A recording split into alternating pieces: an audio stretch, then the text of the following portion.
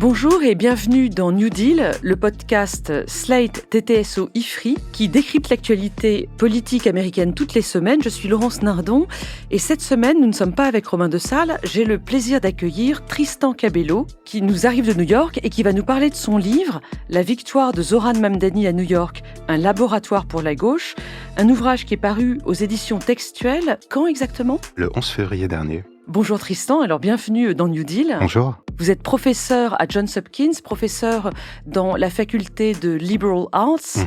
Qu'est-ce que vous enseignez exactement ? Alors moi j'enseigne l'histoire américaine et la théorie critique. Ce sont des cours d'histoire américaine assez classiques finalement. Et puis de la théorie critique, donc c'est-à-dire plutôt des philosophes, disons, récents, contemporains, tout ce qui a à voir avec le post-structuralisme, la critical race theory, les gender studies, etc. Tout ce que Donald Trump pourrait estampiller woke finalement.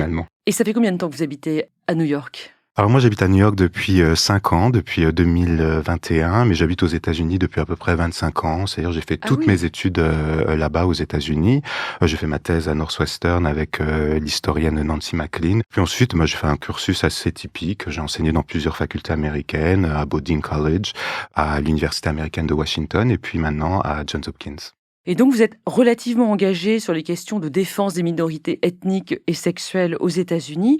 Vous venez donc de sortir ce livre, La victoire de Zohran Mamdani à New York. Pour vous, c'est, je suppose, une très bonne nouvelle.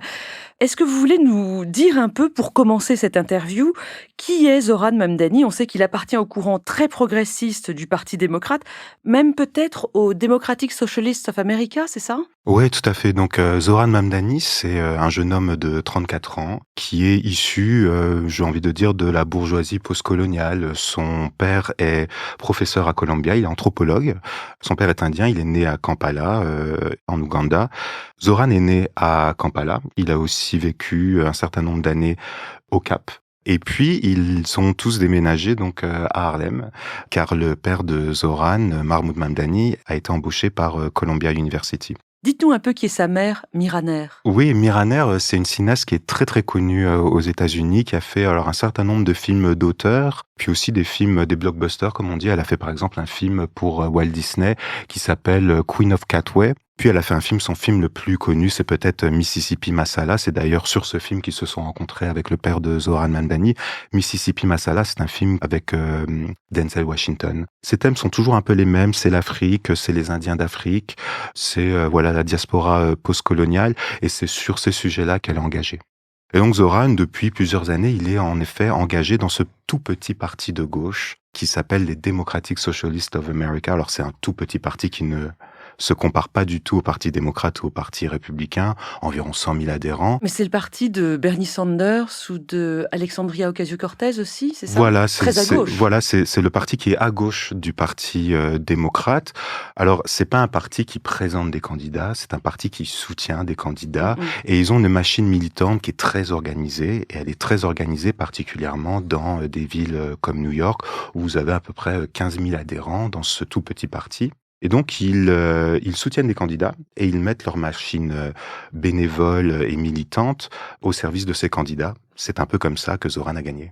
Oui, d'autant plus que face à lui, alors là je parle pas de l'élection du maire, mais de l'élection primaire démocrate qui a eu lieu à l'été dernier 2025, justement en préparation des élections à la mairie, il a défait à la surprise générale, c'est un peu ce qui a été la découverte de Zohran Mamdani, en tout cas vu de l'étranger, il a défait donc le candidat démocrate qui était le candidat de l'establishment dont on pensait qu'il allait gagner, Andrew Cuomo, et qui a fait une campagne désastreuse, je crois. Oui, alors Cuomo, il était soutenu par Bill Clinton, par Hillary Clinton, il était soutenu par tous les démocrates, mais c'est quelqu'un qui avait, donc c'est une dynastie, les Cuomo, quand même, à New York, ils sont très très connus, ça fait 20 ans qu'ils sont là, 40 ans qu'ils sont là, Cuomo, ça fait 20 ans qu'il est là, mais son père était gouverneur avant de l'État de New York. Le père avait épousé une Kennedy, en plus, si Tout à fait, voilà, donc c'était des gens qui étaient vraiment très connus, et puis voilà, le frère de Andrew Cuomo est journaliste très connu aussi, etc. Bon, le problème, c'est qu'Andrew Cuomo avait un certain nombre de casseroles aux pieds. Pendant le Covid, par exemple, il n'a pas déclaré tous les morts dans les maisons de retraite. Et puis surtout, il y a un grand problème de harcèlement sexuel qui a teinté son deuxième mandat. Il y avait environ, je crois que c'était 12 ou 13 femmes qui l'ont accusé de harcèlement sexuel. Et donc, voilà, c'était un vrai problème. Puis surtout, c'était quelqu'un qui faisait partie de la vieille garde. Et face à Zoran Mamdani, c'est vrai qu'il avait l'argent, il avait les médias, il avait aussi, il faut bien le dire, l'establishment démocrate derrière lui. Mais ça faisait vraiment vieille garde face à ce jeune candidat. On dit qu'il faisait campagne depuis sa limousine. En tout cas, c'est ce que les opposants du côté Mamdani racontaient. C'est Oui, vrai? voilà, il faisait campagne depuis sa limousine, je ne sais pas, mais en tout cas, il habitait chez sa fille, qui avait un appartement à Mid-East Town. Il n'habite pas à New York depuis très très longtemps. Il habitait dans la banlieue de Westchester, Andrew Cuomo. Donc voilà. Il bossait à Albany en tant que gouverneur. Voilà, donc il était à Albany et ça faisait très très longtemps qu'il n'avait pas mis les pieds à New York et ça se sentait dans les débats et dans les interviews. Alors que Zoran Mamdani donc a fait une campagne extrêmement engagée, extrêmement active, extrêmement jeune et dynamique. Ouais. Et d'ailleurs, vous réglez le compte à cette attaque dans le livre. Certains opposants ont accusé Zoran Mamdani d'être lui-même le rejeton d'une dynastie. On a employé le terme très agressif de Nepo Baby. Mm-hmm. Mais vous en parlez dans le livre, justement. Que pouvez-vous en dire à nos auditeurs? Je peux en dire ce que Zoran Mamdani en dit lui-même, c'est-à-dire qu'il dit c'est tout à fait vrai. J'ai grandi du côté de l'argent, mes parents ont de l'argent, je suis un privilégié, ça m'a permis de faire un certain nombre de choses dans ma vie, mais il dit aussi, moi, j'ai mis tout ça au service d'aider les autres.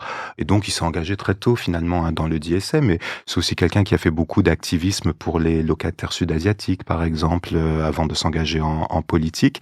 Puis, il répète toujours, lui, ce qu'il dit, c'est ce privilège-là ne m'enlève pas le fait que, dans la rue, face à la police de l'immigration, je n'en reste pas moins quelqu'un de racisé, et puis surtout un musulman. Voilà. Et donc, c'est exactement ce qu'il dit, c'est-à-dire, c'est tout à fait vrai, je viens de la bourgeoisie, mais j'ai mis mon privilège au service de quelque chose d'autre. Parlons maintenant du projet de Mamdani. Donc, il dénonce depuis des années, et avec une certaine raison, l'accroissement des inégalités économiques aux États-Unis, et particulièrement à New York, qui est quand même une ville-monde avec des fortunes immenses et une pauvreté tout aussi forte de l'autre côté. Zoran Mamdani s'est fait élire avec 3 projets principaux, vous en parlez dans le livre, qui sont le blocage des loyers, les bus gratuits, certaines lignes de bus gratuites dans la ville, et un système de garde d'enfants gratuit d'un certain âge à un certain âge. À partir de 1 an, puisque dès 5 ans à New York, il y a le système des maternelles qui arrive. Zoran Mamdani a pris ses fonctions en janvier 2026. Nous enregistrons cette émission mi-mars. Son mandat, c'est 4 ans, on est bien d'accord? C'est cela, ouais. Okay. Donc, c'est encore très tôt pour juger de ce qu'il va faire, mais qu'est-ce que vous pouvez nous dire aujourd'hui de la mise en œuvre de ces 3 projets, ou peut-être d'autres projets? J'ajoute que tout ceci devrait être financé par une hausse des impôts sur les plus riches dans la ville. Il y a un problème de compétence sur un certain nombre de ces sujets avec la gouverneure démocrate, Kathy Hochul, qui est beaucoup plus centriste que lui, donc elle ne va pas forcément être d'accord sur tout. Que pouvez-vous nous dire aujourd'hui, Tristan Cabello? Ce qui est très surprenant, c'est que même encore 2 semaines avant l'élection, on nous disait que le programme de Zoran Mamdani allait être très difficile à mettre en place. Parce que, comme vous l'avez dit, il faut le concours de Kathy Hochul et puis aussi le concours des fonds fédéraux qui sont donc régulés par Donald Trump. Alors là, ce que l'on voit, c'est que les crèches universelles, c'est déjà fait. C'est-à-dire qu'il y a un plan sur la table qui a été signé par Kathy Hochul sur 4 ans. Cette année, ça va être les enfants de 1 à 2 ans, je crois, qui vont avoir les crèches universelles. Et puis, chaque année, on va rajouter une autre tranche d'âge. Et ça, c'était signé par Kathy Hochul, qui non seulement a dit qu'elle allait donc soutenir le plan pour New York City, mais pour tout l'État de New York. Donc, c'est vraiment une grande victoire là de Zoran Mamdani. Surtout qu'on disait vraiment, il y a encore 2 semaines avant l'élection, que ça allait être peut-être la chose la plus difficile à mettre en œuvre, ces crèches universelles. Et quel modèle pour le reste des États-Unis, où la garde des enfants est quand même assez peu répandue? La garde des enfants, c'est quelque chose d'exceptionnellement cher pour les Américains. Ça peut coûter jusqu'à $2000 par enfant et par mois. C'est quelque chose qui va vraiment alléger beaucoup de foyers. Le deuxième point, c'est le gel des loyers. Alors, c'est le gel des loyers pour seulement 900 000 appartements à New York, c'est-à-dire ces fameux appartements qui sont à loyer stabilisé. Et donc, ces loyers-là, ils sont encadrés par la mairie, par un board. Et sur ce board, il y a 9 personnes. Et ces 9 personnes ne sont pas tous acquis à la cause de Mamdani. Cependant, on vient d'apprendre, il y a juste 1 mois, là, que 2 personnes allaient donner leur démission et qu'ils allaient être remplacés par des personnes qui seraient pro-Mamdani. Donc là aussi, c'est en voie, en fait, d'être fait. Puis la troisième nouvelle, la troisième loi, la loi sur les bus. Alors là, pour l'instant, on n'a pas vraiment de nouvelles. C'est quelque chose qui est en route. Zoran Mamdani n'a pas donné de nouvelles sur ce plan-là. Mais maintenant, Zoran Mamdani, c'est quelqu'un qui fait quand même des annonces un peu à la Trump. C'est-à-dire, tous les jours, il y a une nouvelle annonce et ça peut être simplement, on va faire un réseau de toilettes publiques à New York, comme il existe à Paris. Et puis, ça peut être aussi sur les crèches universelles. Il essaye de flood the zone, comme diraient les Trumpistes, mais avec du progrès social. Je voudrais sauter sur quelque chose que vous dites là à l'instant. C'est le style de communication de Mamdani que vous venez de comparer à celui de Donald Trump. Bon, il y a quand même eu cette rencontre entre les deux hommes qui s'est anormalement bien passée, j'ai envie de dire. Qu'est-ce que vous pouvez nous dire de ça? Oui, alors c'était très surprenant, je crois, pour tout le monde, parce que ça c'est en effet, il y en a eu deux, des rencontres. Il y en a eu une à huis clos il y a encore quelques jours, et qui s'est très bien passée là aussi. On dit souvent que Donald Trump, lui, a vu chez Mamdani la lumière, la célébrité, et qu'il veut être ami avec quelqu'un qui est très connu et qui a des bons sondages. Moi, je crois que Zoran Mamdani est aussi un politicien assez tactique et qu'il sait très bien ce qu'il fait. Il sait qu'il faut avoir Donald Trump dans la poche, si j'ose dire, pour financer son programme, et il sait que Donald Trump doit être de son côté pour mettre son programme en œuvre. C'est ça qu'il essaye de faire. C'est-à-dire que Zoran Mamdani, lui, il essaye d'être jugé, je crois, et c'est ce qu'il dit, à la réalisation de son programme, quoi qu'il en soit, j'ai envie de dire. Et donc, être ami avec Donald Trump, ou en tout cas essayer d'avoir l'approbation et les fonds fédéraux de Donald Trump, ça peut l'aider, ça va l'aider à réaliser son programme. Les deux explications que vous donnez sont pas contradictoires, parce que finalement, Trump comme Mamdani auraient besoin de l'appui ou de la lumière de l'autre. Voilà, c'est-à-dire qu'ils ont tous les deux quelque chose à gagner dans cette bromance, comme on dit.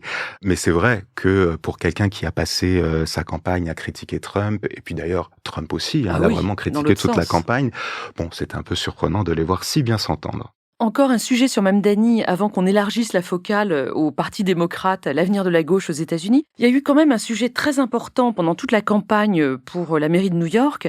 C'est la question de Gaza qui s'est invitée depuis le 7 octobre 23. À travers son père, Zoran Mamdani a beaucoup intégré la pensée postcoloniale, les influences de Edward Said ou Frantz Fanon ou même la pensée antiraciste de Angela Davis. Ça l'a amené à avoir une parole très pro-palestinienne, et c'est un chemin de crête qui est quand même très compliqué aux États-Unis parce que la parole pro-palestinienne est très facilement accusée d'antisémitisme. Ouais. Est-ce qu'on peut vraiment l'accuser d'antisémitisme ou est-ce que ce sont des accusations infondées? Qu'est-ce que vous pouvez nous dire là-dessus? Je crois que Gaza, ça a été en fait central dans cette élection du maire. Et c'est en fait un sujet qui maintenant est central, même j'ai envie de dire, dans le Parti démocrate. Le Parti démocrate vient de publier à mi-mot un rapport sur les causes de l'échec de Kamala Harris. Et il nous explique dans ce rapport, alors que c'est un rapport écrit par des consultants du Parti démocrate, que Gaza, ou le soutien à Israël, le soutien conditionnel à Israël, a été finalement très péjoratif pour Kamala Harris. Alors, sur Zoran Mamdani, il a été toujours très clair sur cette question. Alors bien évidemment, non à l'antisémitisme. Il y a d'ailleurs tout un plan dans son programme pour la lutte contre l'antisémitisme. Mais par contre, il a toujours dit deux choses très simples. Lui, il qualifie ce qui se passe à Gaza de génocide. Et il l'a même dit dans le bureau ovale de Donald Trump. C'était quelque chose qu'on n'avait jamais entendu. Et puis deuxièmement, il est pour l'État d'Israël, mais il veut un État qui donne des droits égaux à tous. Il a toujours pensé la même chose d'ailleurs depuis le début de sa carrière. Moi je crois que ça lui a apporté vraiment une authenticité et aussi une radicalité qui a fait qu'il a attiré à lui toute une jeunesse, des diasporas qui ne votaient jamais. Et surtout, ça a donné l'impression aux gens que c'était quelqu'un qui était, si j'ose dire, droit dans ses bottes. C'est-à-dire que c'était quelqu'un qui ne variait pas et quelqu'un sur lequel on pouvait compter. Sur cette question de Gaza dans la campagne, quel a été le soutien de la très importante communauté juive de New York à Zoran Mamdani, sachant ce que vous venez de dire sur un soutien relativement équilibré et constant, en tout cas de sa part, sur cette question du droit de l'État d'Israël à exister, mais du droit aussi des Palestiniens à avoir des droits? Oui, alors c'est un soutien qui est majeur et qui est finalement assez similaire aux autres communautés, la communauté afro-américaine, la communauté hispanique. C'est-à-dire que jusqu'à 35 ans, on vote majoritairement pour le candidat Zoran Mamdani, aussi bien aux primaires d'ailleurs que à l'élection générale. Donc même les New-Yorkais juifs de moins de 35 ans. Tout à fait, bien sûr, et dans des grandes proportions. Et puis Zoran Mamdani, bon, c'est quelqu'un qui a reçu alors l'appui d'un grand nombre d'organisations organisations juives progressistes à Oui, New dont J York. Street, je crois, Voilà, ou J Street, et puis bon, il y en a beaucoup que je liste dans le livre. Puis tout autour de lui, il faut le dire, Zohran Mamdani est entouré d'une équipe de 5 personnes. 4 d'entre elles sont de confession juive. C'est pas du tout quelque chose qu'il a mis en avant durant l'élection, mais c'est quelque chose, je crois, que les commentateurs devraient signaler. Et puis, il a reçu le soutien bien d'un grand nombre de personnalités juives démocrates de New York. Bratlander, qui était donc l'autre candidat progressiste durant la primaire, qui lui a donné son soutien et qui se définit comme sioniste de gauche, Bratlander, et qui lui a donné son soutien dès le début de la campagne. Donc il y avait vraiment un soutien assez massif de la communauté juive de New York, qui est une communauté très progressiste, hein. Et ce soutien massif n'était pas vraiment relayé, disons, dans les médias mainstream comme MSNBC, CNN ou même encore Fox News. Pour moi, c'était une surprise, ce soutien de la communauté juive, en tout cas même des jeunes. Oui. Parce que ces questions d'antisémitisme sont tellement brûlantes et elles ont tellement été agitées à propos de Mamdani, donc Oui, à oui. tort, comme vous l'expliquez. Oui, je comprends ce que vous voulez dire, mais c'est-à-dire que, alors moi, ce que je vois, parce que je travaille dans une université et parce que, bon, voilà, j'ai accès à cette jeunesse pratiquement tous les jours, c'est qu'ils sont beaucoup plus progressistes et beaucoup plus ouverts sur cette question de Gaza qu'on ne veut bien le dire dans les médias, par exemple. Et donc, sur cette question de Gaza, et encore une fois, moi, je le dis vraiment très clairement, je pense que ça va devenir une ligne de fracture pour le Parti démocrate. Je pense que ça va être une question qui va être centrale. Et là, Zohran Mamdani nous montre une manière de politiser cette question. Mais là, vous avez donné une transition toute naturelle à la suite de cette discussion. Je voudrais que vous essayiez de nous faire percevoir quel peut être l'impact de cette élection de Zohran Mamdani, donc à New York, sur la direction du Parti démocrate dans tout le pays. Parce que on a vu aux élections de novembre dernier les gouverneurs élus en Virginie et dans le New Jersey, 2 femmes qui sont plutôt centristes, Abigail Spanberger et Mickey Sherrill. On a vu la semaine dernière l'élection de James Talarico dans les primaires pour le poste de sénateur au Texas. Il a battu Jasmine Crockett, qu'on présente comme plus radicale que lui. Je ne sais pas si c'est tout à fait vrai. Bref, il y a un parti démocrate qui semble suivre une ligne centriste, modérée, et puis l'autre qui semble vouloir plutôt suivre le progressisme et une certaine radicalité. Ouais.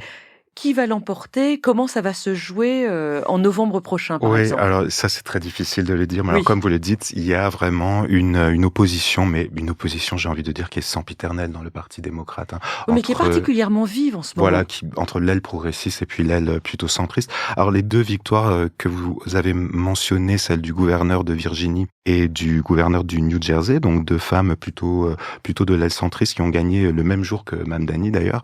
Moi je crois que ces 2 victoires-là, elles sont un peu représentatives de l'ancien Parti démocrate, c'est-à-dire le Parti démocrate qui n'avait pas encore fait le deuil de l'échec de Kamala Harris.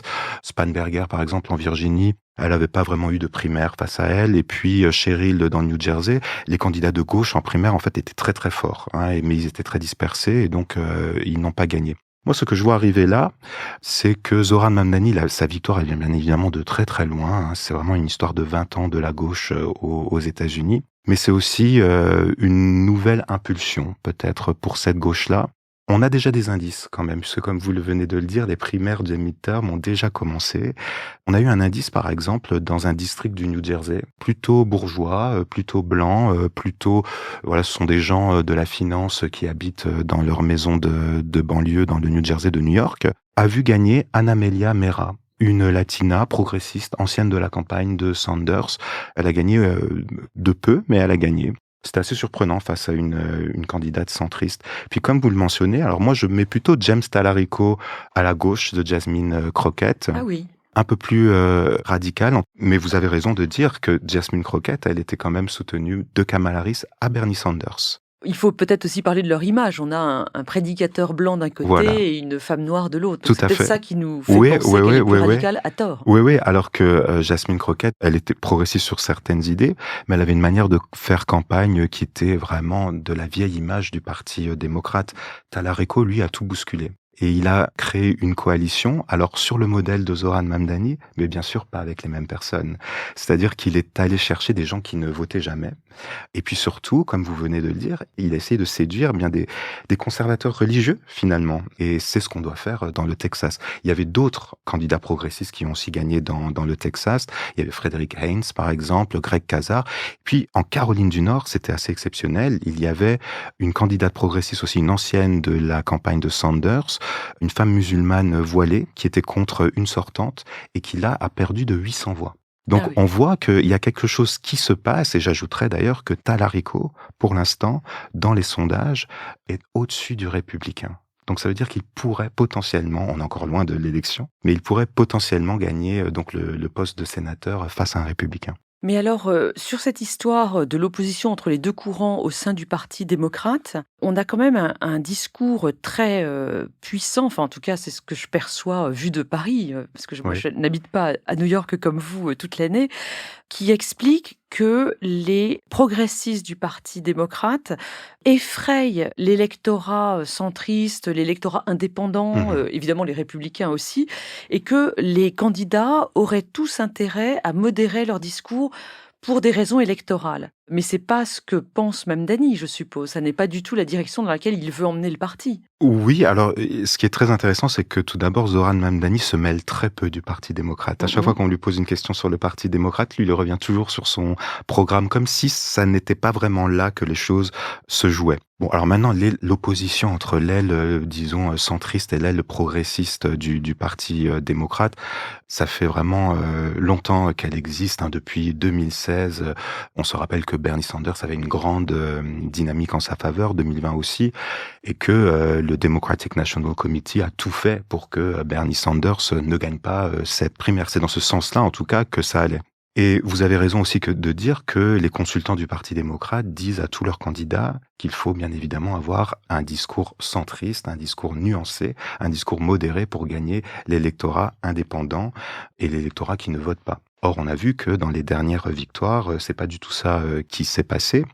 Et moi, je pense vraiment exactement l'inverse. D'accord. Moi, je pense vraiment qu'il va falloir offrir une autre perspective aux Américains pour qu'ils puissent venir voter pour un candidat démocrate. Quand on regarde les 3 élections d'ailleurs qu'il y a eu contre Donald Trump, Hillary Clinton, Joe Biden et Kamala Harris, moi je note que c'est quand il y avait un vrai programme de redistribution sociale que les démocrates ont gagné. Par exemple, Joe Biden, rien que d'avoir cette mesure sur la dette étudiante, c'était quelque chose de très très fort et qui a fait venir beaucoup d'abstentionnistes et beaucoup de gens à lui. Moi, je crois profondément que Kamala Harris et Hillary Clinton, elles ont perdu parce qu'elles ne proposaient rien de nouveau, parce qu'elles ne proposaient rien de clairement redistributeur. Biden s'est fait élire avec ce projet qui s'appelait à ce moment-là Build Back Better Oui. et qui est devenu les Bidenomics. Oui, voilà, Beaucoup de voilà, redistribution.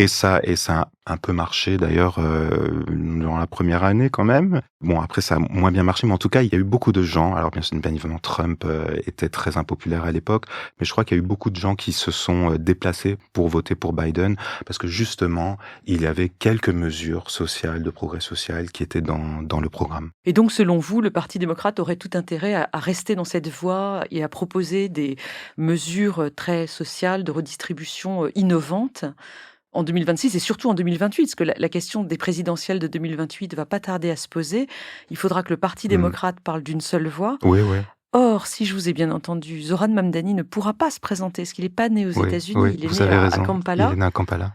Qui, à votre avis, du coup, sera la meilleure personne pour incarner cette ligne mamdanienne Ouais. dans les élections présidentielles de 2028? Bon, à commencer par les primaires démocrates qui se dérouleront Ouais. auparavant. Oui, bon, je crois qu'il faut pas trop se faire d'illusions aussi sur le fait que l'aile progressiste puisse gagner, hein. Je pense que vraiment l'aile centriste Ah bah contrôle le là, vous vous parti. rendez aux arguments des stratèges du Parti Oui, mais démocrate, tout à alors. fait, mais ils sont très forts. Et ils contrôlent vraiment le parti. Et donc, rien n'est gagné de ce côté-là, hein. Il va falloir faire une campagne vraiment à la Mamdani, justement, très offensive pour que cette aile plutôt progressiste gagne. Alors, il y a plusieurs candidats qui sont déjà sur les starting blocks. Alors, pour l'aile progressiste, moi, je parierais plutôt sur AOC. Alexandria Ocasio-Cortez, qui voilà, est plutôt dans l'aile Sanders, disons, et qui performe assez bien dans les sondages pour l'instant. Mais on a dit qu'elle pourrait se contenter de se présenter au poste de sénateur de Schumer et pas au présidentiel. Donc tout est possible. D'accord. Aussi pour AOC. Par contre, il est aussi envisageable qu'un candidat émerge, ne serait-ce peut-être même que 2 ans avant cette élection. Alors un peu comme Obama, même si Obama était très connu déjà avant, mais il était assez peu connu finalement nationalement. Et là, on va voir des candidats qui vont émerger dans ces midterms, et on n'est pas à l'abri de voir voilà une nouvelle figure progressiste, disons un peu plus éligible peut-être que Bernie Sanders, qui maintenant est peut-être trop âgé. Donc voilà, il pourrait y avoir une nouvelle figure qui émerge de ces midterms, et derrière laquelle... Vous n'avez pas encore de nom à nous donner, du coup. Alors moi, je pense que Brad Lander, qui était un des opposants à Mamdani, je pense que il a peut-être toutes ses chances. Là, c'est quelqu'un de très construit, de très bon aussi en débat. Voilà, les États-Unis, le milieu politique américain, le jeu politique américain est toujours plein de surprises. Et il peut y avoir une figure qui émerge là dans les mois qui suivent. Ça va être absolument passionnant à regarder. Ce que je comprends tout de même, c'est que cette personne, si elle se présente sur un programme progressiste ou plus ou moins progressiste, dans tous les cas, doit avoir une méthode nouvelle. C'est ce qu'on voit avec Mamdani, c'est ce que vous avez dit, voir également avec Talarico. C'est-à-dire qu'il faut renouveler les codes de la communication politique et de la campagne. Tout à fait. Et les codes de la communication politique, ça veut dire aussi faire des campagnes où les gens, les électeurs se sentent respectés. C'est-à-dire aller à leur rencontre, faire des campagnes qui sont intelligentes sur les réseaux sociaux, puis surtout avoir des mesures où les gens ont l'impression que leur vie va peut-être changer si on est élu. Donc ça, c'est important de le dire. C'est non seulement un programme, mais c'est aussi bien évidemment une méthode qui met vraiment le respect au centre de l'élection. Eh bien écoutez, on va voir ce qui se passe. Revenez nous voir quand vous reviendrez à Paris pour nous raconter la suite. Je vous remercie Tristan et à très bientôt. Merci à vous. Retrouvez New Deal chaque semaine sur Slate Audio et toutes les plateformes de podcast.